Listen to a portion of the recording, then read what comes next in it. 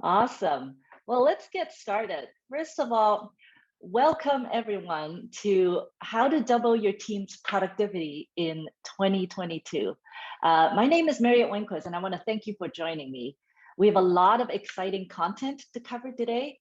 And so just a few notes to start. If you want to take notes, get your pen and paper ready. I know I learn best when jotting down ideas. And let me actually drop if you look at the chat box, I'm dropping just a worksheet for you to just capture your insights and actions as we move along the session. Again, like I said, I find it really helpful when I go to seminars and webinars and really have something where I can fill in and really get some actions out of the day. So you can either print that out or it's actually a fillable PDF. So feel free to do that on your computer as well. I'll also be sending a replay link no later than tomorrow. And we'll be having a Q&A at the end of the session. So feel free to put your questions in the Q&A box during the whole session, and I'll answer them at the end. So today we're going to be talking about how you can create a team culture where your team will thrive and be productive and engaged. And at the end of the session, I'll also share more details on how you and I might be able to work together. So welcome. We're here talking about team leadership. So to start, I'd love to know, how long have you guys been leading teams? Maybe just put it in the chat box in terms of years. 10 plus years. Yeah, Juanita. On and off, yeah, 10 plus. We have a very seasoned group here. That's fantastic. Well, I hope that today's session, I think you'll find you'll be nodding your heads quite a lot. It's probably a lot of things that we've all seen. And yeah, hopefully you'll find something new as well that you'll find interesting. So many of you have probably been to lots of these trainings and webinars on leadership and development. And you might be asking, how do I know if this is going to work? How do I know if this is for me? Well, if this is for you, if you lead people, you're a leader of teams, perhaps you're even leaders of leaders, you lead projects, and whether you have direct or indirect influence, you make things happen through people. And second, you really care. You truly want to support your team in a better way. You genuinely want to create a thriving team and empower them. And third, you're curious. You've gotten to where you are because you're open to new things.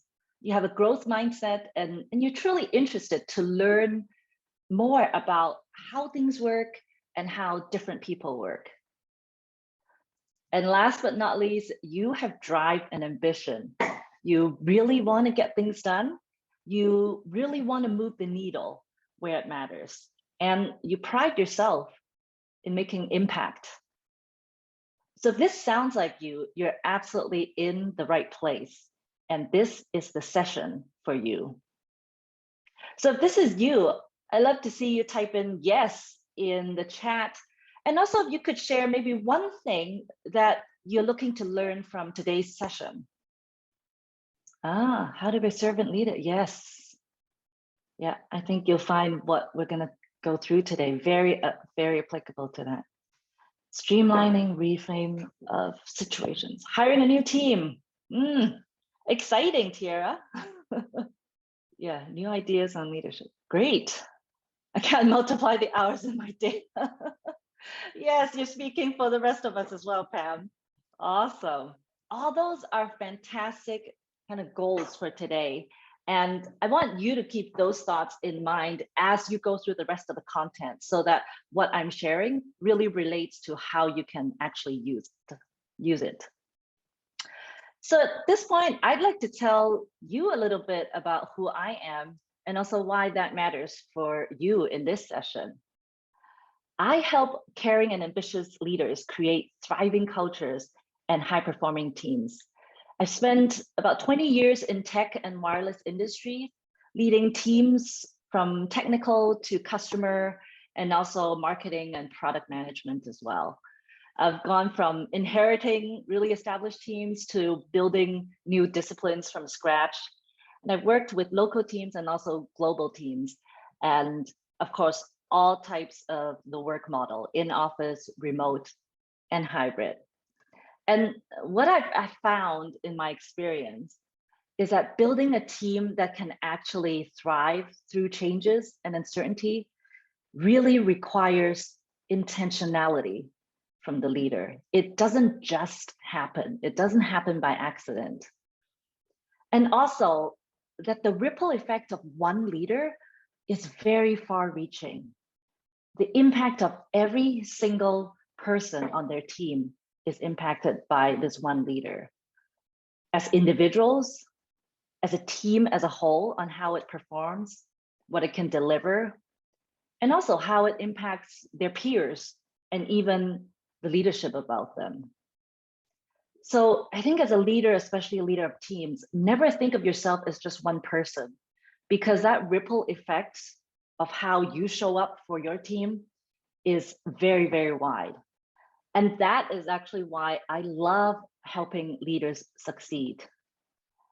And in my experience, both as a leader and as an executive coach, I've seen so many leaders who have good people on their team. They have a vision, have a plan, and still they feel like they're not moving forward.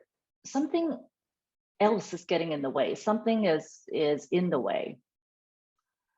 And then you start seeing these effects. There'll be less engagement. People start to get demotivated and burnt out. They hold back their effort. And all this results in low productivity.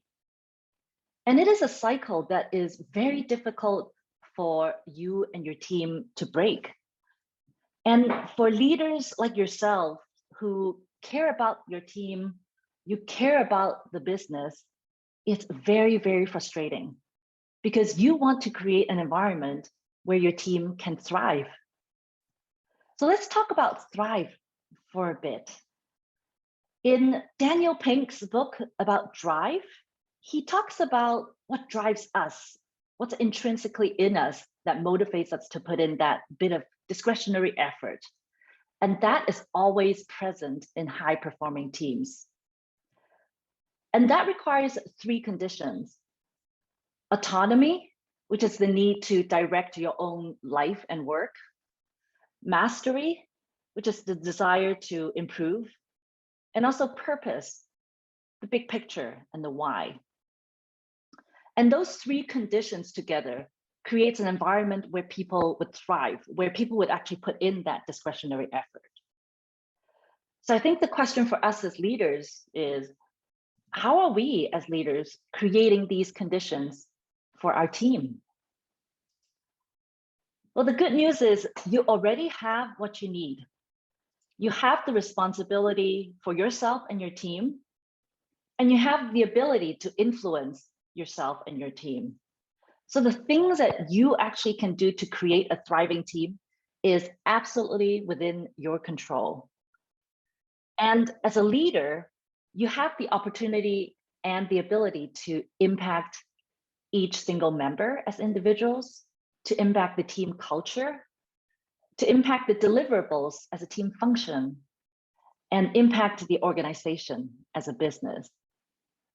And so when you honor and take on this responsibility and the opportunity to do this, you can absolutely implement these 5 leadership pillars that I'm going to show you to break the cycle and really transform your team culture so that your team can thrive. And so here are the 5 pillars that I'll be talking through. Establish trust, practicing empathy, connecting to the why, being crystal clear in your plan, and communicate to engage. Building these pillars would create an active framework whereby you're actually creating the perfect conditions for your team members to engage and to do great work. So now let's take a look at these one by one. The first pillar is establishing trust. How many times have you kind of worked with a team member and then you're thinking, they're great, but, and there's this lingering question. There's something that you're not trusting in them. So what is trust? Simply said, trust can be defined as, hey, I can depend on you. I can count on you. And what do you count on your team to do? You might trust someone based on their character, so their integrity, their work ethic, honesty. You might trust someone with their ability to do their work. Are they competent? Do they know their skill set to carry out their work? You might also trust somebody in terms of their ability to grow and learn. So what is their growth potential? You can also see trust from different perspectives. Do I trust my company? How about my leadership? Do I trust my team? Do I trust the peers that are working shoulder to shoulder with me? Do I trust myself as a leader?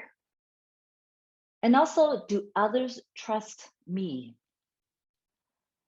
And especially now in a remote environment, a more common question that sometimes you might be afraid or embarrassed to ask yourself is, do I trust my team to do their work at home when I'm not looking? What are your answers to these questions? If you have a mixture of yeses and nos, you're not alone. In a recent survey of over 33,000 people in 28 countries, 1 out of 3 respondents say that they don't trust their employer. And in another survey with remote managers, again, 1/3 reported not trusting the competence of their own employees. So what does that mean? How does trust or the lack thereof affect your work or affect your team's work? So why is this important? Research has shown that employees in high trust organizations have increased performance, energy, loyalty, engagement, and enjoyment. All the good things that we want. Can you imagine going to work and having all increased of all that? And so you probably have your own stories on how trust in one situation made you put in more effort, or maybe a lack of trust in another situation made you hold back a little bit. So it's no secret that trust is really important in any work environment, whether you're in the same physical space or not. So how do you cultivate trust at work so that you can continue strengthening the foundation of your team? Here are 3 things that I would suggest. First, be genuine. Like a lot of things, you have to start with yourself. Be true to your intentions, honest, and show genuine care for others. When you think about the questions that I asked earlier, think about the ones that you said no, or maybe, or just not a true yes. Ask yourself, why? Why is it hard to be genuine when dealing with this person? What is making it difficult for you to trust this individual? You might have to challenge your own assumptions or perceptions. Or maybe you have to face some difficult truths about your team members. If you cannot get to the root of this, it'll be very difficult to continue moving forward in building a strong and trusted team. So make sure that this is one of the first things that you do to reconcile that. Number 2 is building credibility. You've probably heard the saying, say what you do, say what you're going to do, and do what you said. Do you remember when someone didn't do as they say? What did you think about them? How did you feel? Saying what you do does not mean you can't change plans.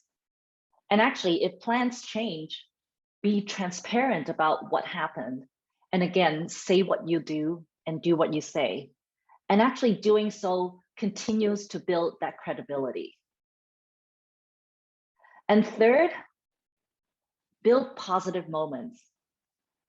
It's important as a leader to be intentional about creating a space where you and your team can actually celebrate successes, have fun, and learn about each other.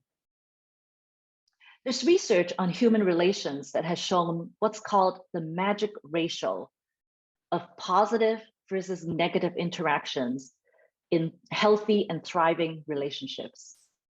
And that ratio is 5 positives to 1 negative, which means it takes 5 positives to balance out 1 negative interaction in a healthy relationship.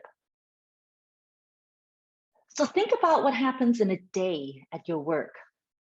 How many times are you interacting with your team that's all about work, the stress, the need, the urgency? And then how many times is it actually positive or celebrating something and fun? This does not have to be a burden. As a leader, you really just have to be aware and be intentional about this. For example, you can build time in to share wins at the beginning of your team meetings. You can get together for lunch or coffee, and yes, even virtually. Or you can have daily or weekly check-ins or incorporate it in your one-on-ones. Whatever form that it takes, you, the leader, have to be very intentional about creating that space and time. Perhaps you can even ask your team, what do they think would help to build up this, this positive space?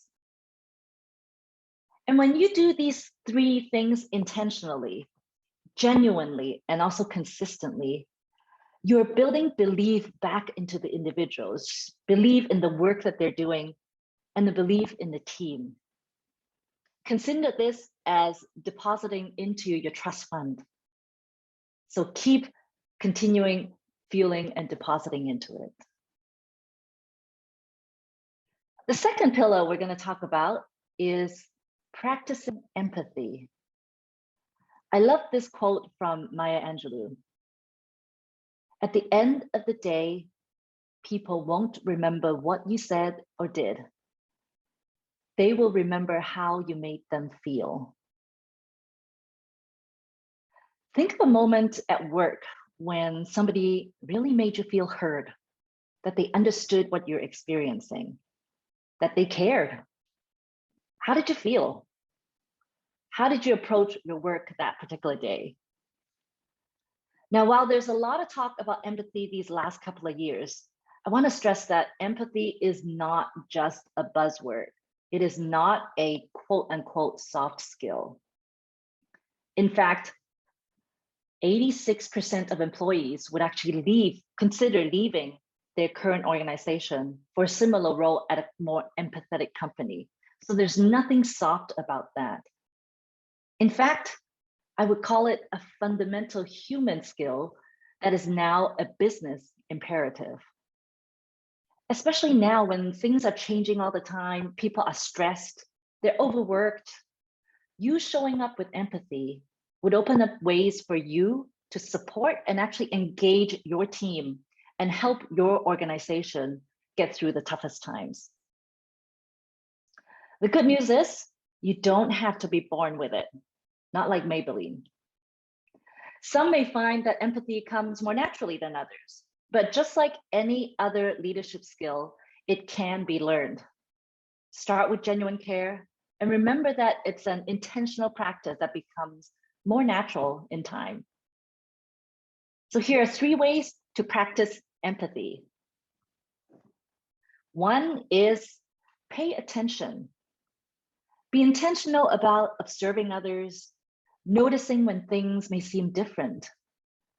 Listen to what they're saying and actually maybe what they're not saying as well. Did they seem disengaged during a meeting? Did they sound frustrated when they're responding to an email? Start noticing these things. And when you do, number 2, invite dialogue, but don't intrude. Don't assume that you know what is going on with the other individual. You can offer your presence and support and invite them to engage and talk, and also seek to understand. But don't be there to judge or even to find a solution for them. You're really there to acknowledge that you heard them, you see what they're going through, and to be there. I actually find one big misconception about empathy is that it's made into this big, soft, teary, people are patting folks in the back when something really bad happens. That is not the case. I think like many things in leadership, it's the daily small actions that matter and add up. You know, when a usually reliable team member misses a meeting, when someone had to leave unexpectedly to pick up their children, when somebody comes in with a contrary opinion, what are you thinking when that happens? How do you support your team members at those times? So pay attention and invite dialogue in those times. And the third is exploring different perspectives. Empathy is also about seeing things from different perspectives. So as a leader, establish a norm and the dialogue to actually encourage exploring and appreciating different perspectives. Put yourself in someone else's shoes and invite others to do the same as well. This not only creates an environment where different ways of thinking are recognized and appreciated, but it could also spur creativity and innovation.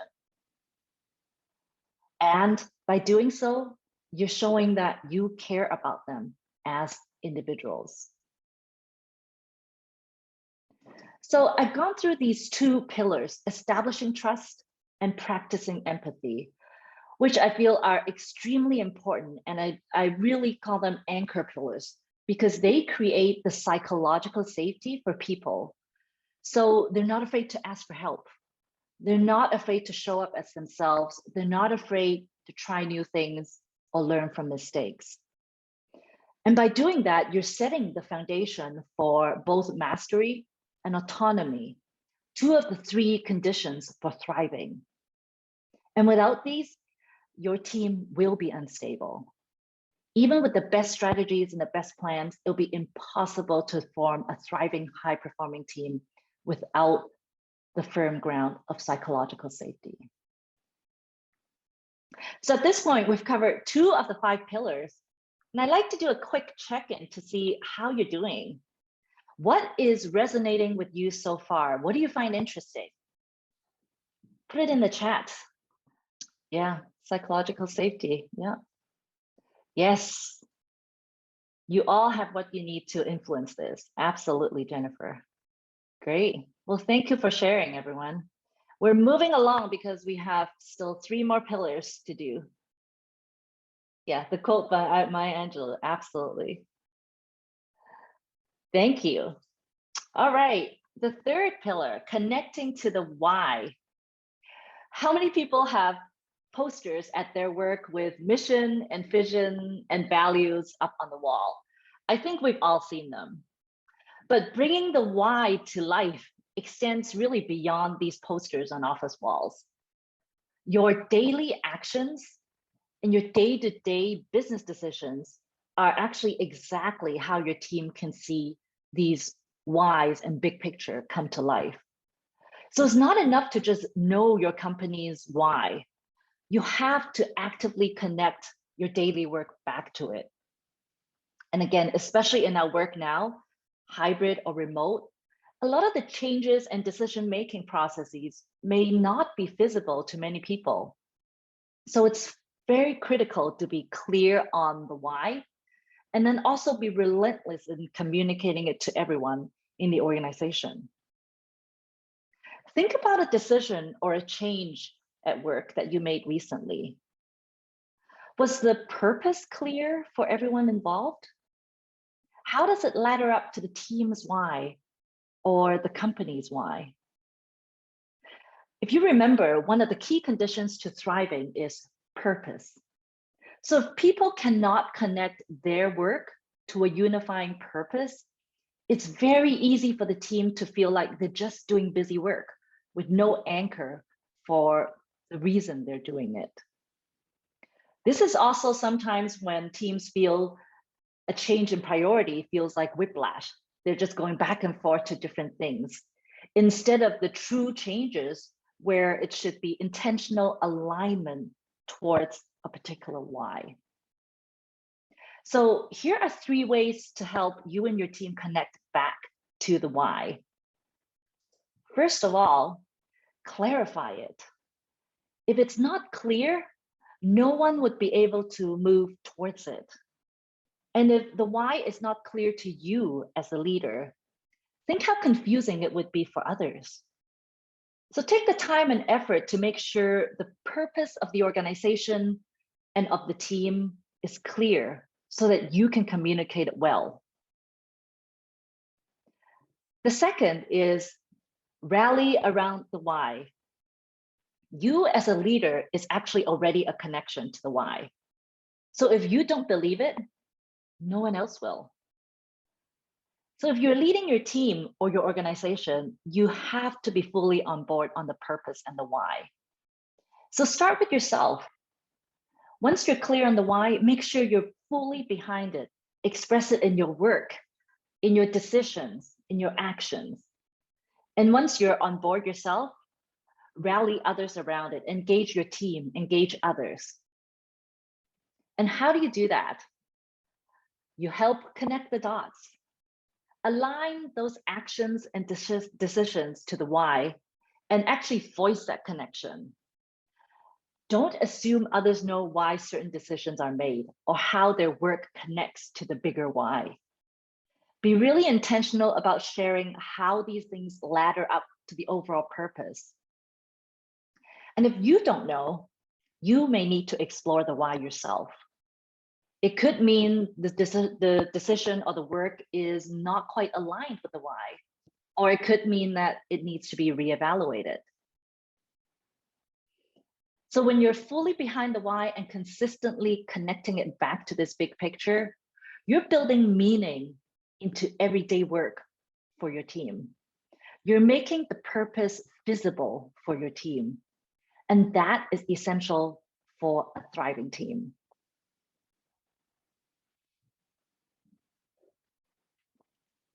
And now we move on to the 4th pillar, which is being crystal clear on your plan.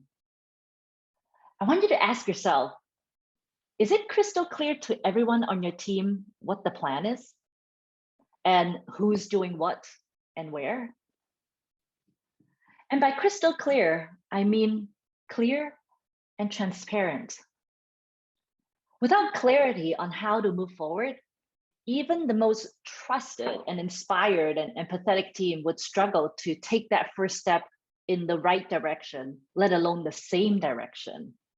So clarity in plan has to be intentionally developed and communicated. This does not mean that a plan can't change. In fact, having clarity on how the changes are handled is extremely important for a team to be able to move forward in the same direction and actually make progress. So here are 3 ways to establish clarity. The first is the clarity in who, in terms of people and responsibility. Having the right people doing the right roles makes all the difference between a successful or a struggling organization. In the book, Good to Great, Jim Collins talked about the concept of first who, then what, which really means have the right people on the bus. And again, it's not just having people on the bus, it's having the right people on the bus and then decide what to do. because the right people can actually shape what needs to be done. So for each new work, make sure that people know who is involved, why they're involved, and what role they play. This is often overlooked because a lot of people just assume that they know what they and what others are supposed to do, even though they're in different initiatives and leading different things, which inadvertently just leads to misunderstandings, conflict, and a lot of wasted time and effort. The second is clarity in the what, goals and metrics. Be clear on what you're trying to achieve. Make sure you set those clear goals and have a way to monitor them and also show them so that your team can actually see how their work is impacting and progressing the results. And in a remote environment, it's very important for this to be accessible in some type of platform to all involved. So you can promote both transparency and accountability. And the third is how. Be clear on the how. And that could range from strategies and tactics and tools. And depending on your team and company, the how may be developed by either one or more teams or leaders. But regardless of what the approach is, the key to remember is that clarity and alignment is the most important, especially when working across multiple teams.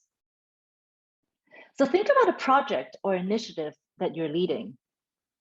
Are you and your team crystal clear about who, what, and how? If you're able to be crystal clear on the plan, even through changes, you'll be able to move the team forward. And this, again, further builds mastery and autonomy because people are empowered to act as they need to. And through that, they're learning new skills, they're getting wins, and they're progressing forward. And now for the fifth pillar, which is communicate to engage. I'd like you to type in the chat, what do you think of when I say the word communication? What comes to mind for you? Leadership, connections, sharing ideas, yeah, getting clarity, building bridges. When we think about communication, a lot of us really think about talking, presenting, maybe what I'm doing right now, like a one-to-many sharing. And yes, sharing ideas and information clearly and effectively is immensely important. But a critical part of communication that's very overlooked is the two-way engagement, the exchange of ideas, and the actual listening in addition to the asking. In particular, when we're remote, safe and intentional two-way communication is critical to ensure that you are building a culture where team members actually feel heard and that their voices are driving the innovation and the creativity in the work that you do. So here are 3 ways to communicate in order to engage.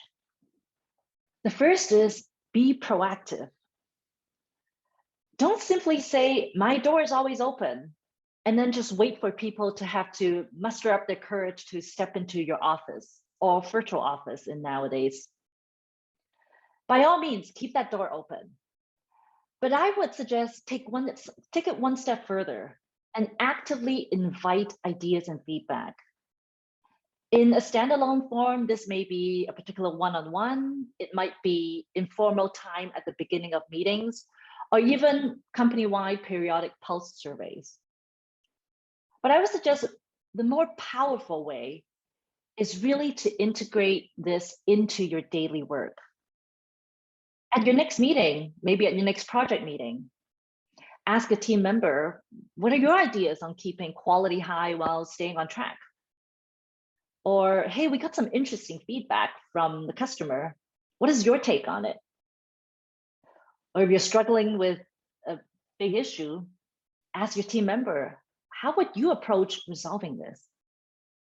Really be proactive in soliciting new and different perspectives. You might be surprised. I have a quick story about a lesson learned. And it really shows the necessity of building trust first before we even get to this fifth pillar. I had just taken on a team where a leader had left. And needless to say, the team was both upset, insecure, and also, unbeknownst to me, not quite trusting of me yet. But I wasn't sensitive to that at that time. I wasn't aware of it. So I tried to take care of their insecurity by asking them a lot of questions. I tried to understand the team's work by asking a lot about their deliverables, about the processes, about what they do. But because I didn't build up that trust yet, all those questions came across entirely differently than I intended. They felt attacked. They thought I doubted them, and they thought I wanted to find flaws. So it was only when I actually realized this and took the time to openly share my concerns and actually ask them openly to share theirs that we started to take small steps forward. So be aware of where you are in your team building so that you can actually ask the right question that actually supports your team in the right way and not the other way around. Which leads to the next action, which is to ask powerful questions and then just listen. Be genuinely interested. Don't be thinking about how you would respond. Some powerful questions might be, what does success look like for us? What does success look like for you? Asking a team member, what are your concerns? Or what are your ideas to get us from here to there? Listening is usually the forgotten part of the two-way communication. How many times have you asked a question only to find yourself thinking about what to say next? Or how many times have you asked a question only to really be impatient about wanting to share your own solution? It's okay, we do it because that's what we've been taught to do, to solve problems, to solve them quickly, and to do it by ourselves. But this is no longer a sustainable or best way to solve problems in our complex world. We actually need to learn the new skill of leading, of actually inviting diverse dialogue, and to be able to create solutions collaboratively. And listening is one of the most important skills to master. Now, the third part is genuinely processing feedback. A part of two-way communication is not only listening, but also having some transparent way of processing those ideas and feedback and acting accordingly. Have you ever filled out a survey or was asked to present an idea, but you just knew that nothing was going to change? You knew that if you put that 0 on the survey, you knew that nothing was going to change. How did that feel for you? Do you want your teams and peers to feel that way? Make sure that how you process the feedback is transparent for the team and that any resulting actions or impacts are communicated back. This creates a trusted relationship where the team actually knows that they can come to you even on difficult or challenging issues. Think about the last time you communicated with the team. How proactive were you in inviting ideas? How well did you listen? How was the feedback and ideas processed and represented back? By asking questions and listening and processing feedback with integrity, you're creating a space where people can grow through productive dialogue. And this, again, continues to build on the mastery and autonomy and creating a space to thrive. So there you have it. Those are the 5 pillars to successful team leadership. And you can build and implement this framework immediately and can sustain for the long run. But I'd like to go through why this would work. When you're building trust and establishing empathy, you're bringing belief and care into the team, and you're setting that foundation that we talked about, the psychological safety for people to really just relax and do their best work. And by connecting the why to everyday work, you're reminding your team how their work actually impacts the organization, and you're bringing meaning and purpose to your team's work. By being crystal clear on the plan, you're providing clarity and also transparency so that the team is empowered to move forward in the right direction, gaining autonomy and mastery as they go along.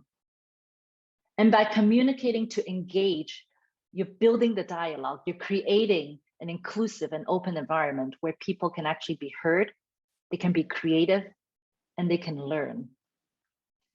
And by implementing these 5 pillars, you are building the skills and creating the environment where your team can have autonomy, mastery, and purpose so that they can thrive.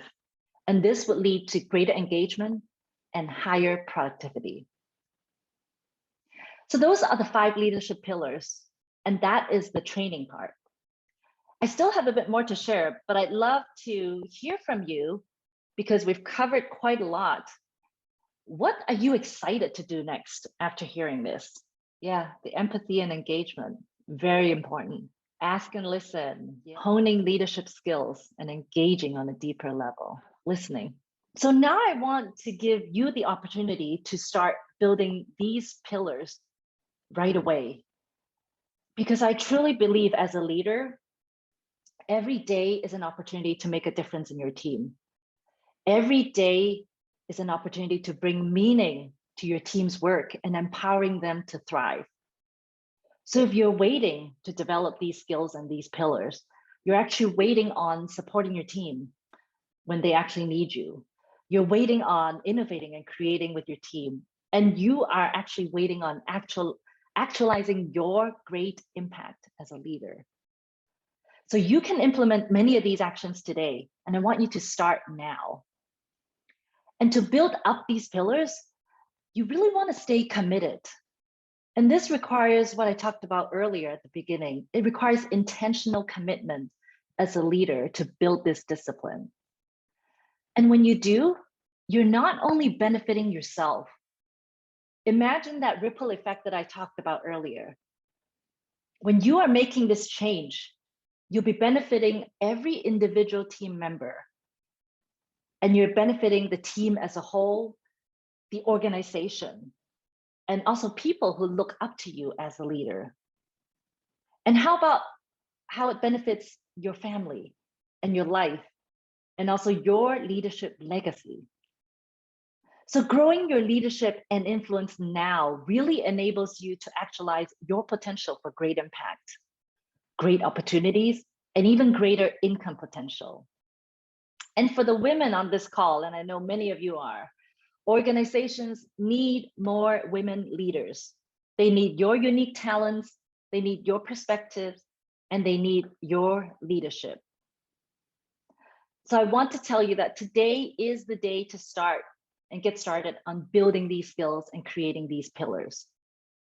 And starting on these skills today is the single most important thing that you can do for your team leadership right now. Again, not only because it benefits you. I want you to think about you are someone's inspiration right now.